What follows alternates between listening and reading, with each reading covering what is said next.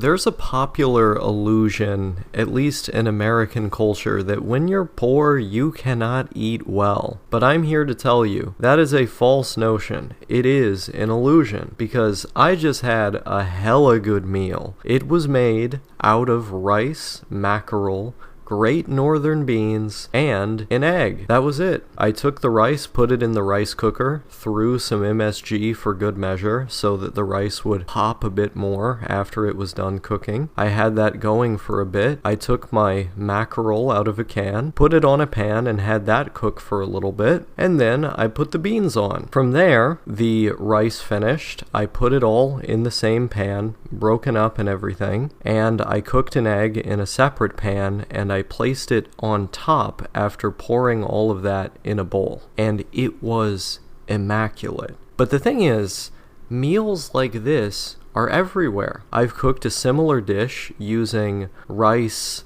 canned mushrooms, pinto beans, and canned salmon. I've done other things with making spaghetti out of tuna and tomato sauce. I've done random things, basically. Like, if you look in your cupboard, there are probably canned foods or bagged foods that you can use to cook something, even just bread. Like, making the dough to cook your own bread at home is exceptionally easy. Even for things like cornbread or pumpkin bread, you just have to know how to get it together. And if you have rice, a bag of flour, canned fish, beans of various sorts, garlic, salt, you can have any number of incredibly tasty dishes right there on hand, and they don't have to be out of reach because they are literally within reach if you are poor. You can have these things. And so mess around a little bit with the things that are in your cupboard. Like, the dishes that I'm talking about are dishes that I invented. I just saw things that were in my cupboard and was like, maybe this will go with this, and then I threw it together, and it did. You have to be able to let yourself have fun with cooking and fail potentially,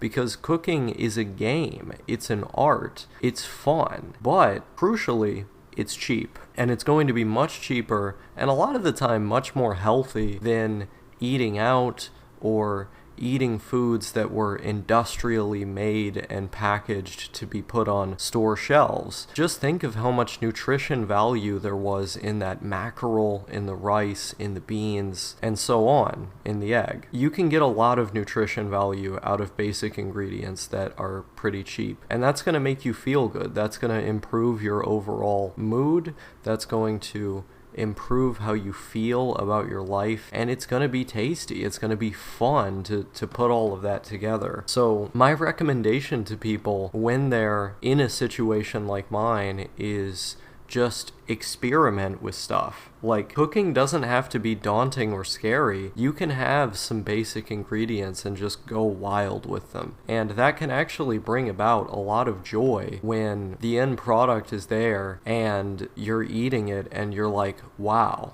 I made this.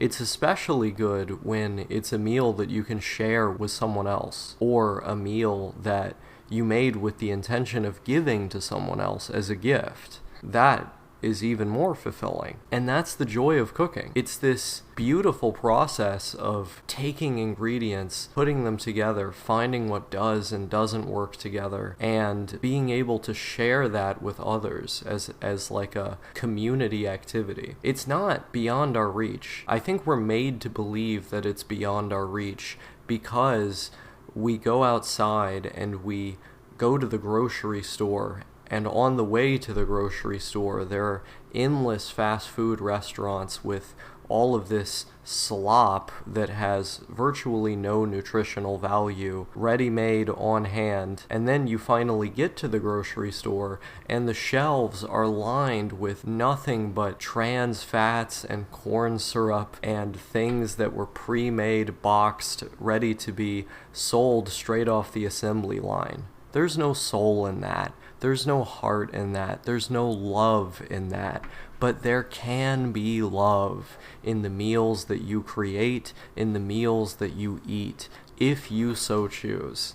And That's the beauty of cooking right there. That's the joy of cooking right there. It is an act of love, and it is one that is divorced from all of the consumerism, all of the corporatism that is so prevalent in American food culture. You can break free of the cycle, and you can do it on the cheap.